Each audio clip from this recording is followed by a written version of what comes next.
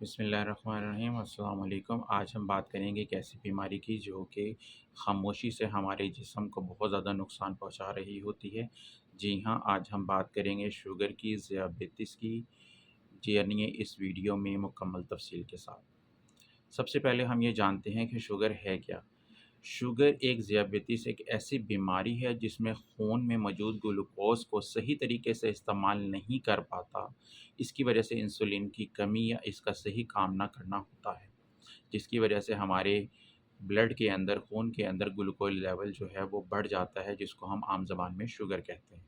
Sugar کی وجوہات کیا ہیں؟ ان میں سے ایک تو بہت زیادہ کامن جو ہو سکتی ہے وہ ہے کہ ہمیں وراثت میں ملی ہو اپنے خاندان سے، اپنے والدین سے۔ اس کے بعد جو ہے ہمارے وزن کا بڑھنا، موٹاپا پن، یہ بھی ایک وجہ ہے۔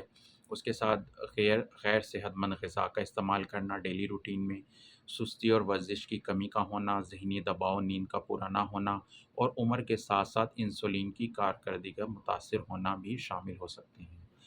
اب شوگر کی علامات کے بارے میں بات کریں تو ہمارے شوگر کی علامات میں یہ بہت زیادہ عام سی بات ہے شوگر کے مریضوں میں، کہ ان میں پیشاب کا بار بار آنا، بھوک کا زیادہ لگنا، وزن کا کم ہونا اور تھکن ہونا، نیند کا پورا نہ ہونا، زخم کا دیر سے بھرنا، آنکھوں کا میں دھندلا پن آنا اور ہمارے ہاتھوں اور پاؤں میں جلن کا ہونا اور درد کا ہونا، یہ عام سی شکایات ہو سکتی ہیں۔ اگر ہم علاج اور کنٹرول کی بات کریں تو ورزش جو ہے وہ روزانہ ڈیلی بیسس پر کریں، تاکہ ہمارا گلوکوز لیول جو ہے وہ ریگولیٹ رہے اور گلوکوز خون میں کم از کم ہو اور شوگر لیول کم ہو۔ اس کے ساتھ ساتھ وزن کنٹرول کرنے کے ساتھ ساتھ ڈاکٹر کی تجویز کردہ ادویات اور انسولین کا استعمال کریں اور نیند کو پورا کریں اور ذہنی دباؤ کا شکار ہرگز نہ ہوں۔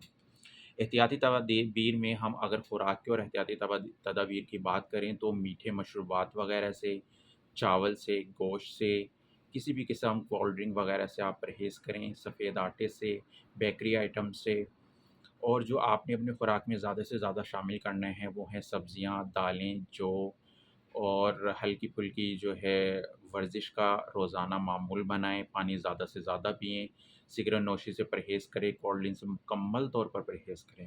شوگر سے بچاؤ ممکن ہے اگر ہم بر وقت احتیاط کریں۔ ویڈیو پسند آئی ہو تو اس کو لائک شیئر کریں تاکہ ہم اپنے اور اپنے پیاروں کو اس بیماری سے آگاہ کر سکیں اور ان کو بچا سکیں، اور ایسی مزید اہم معلومات حاصل کرنے کے لیے میرے چینل کو سبسکرائب کریں۔ Thank you.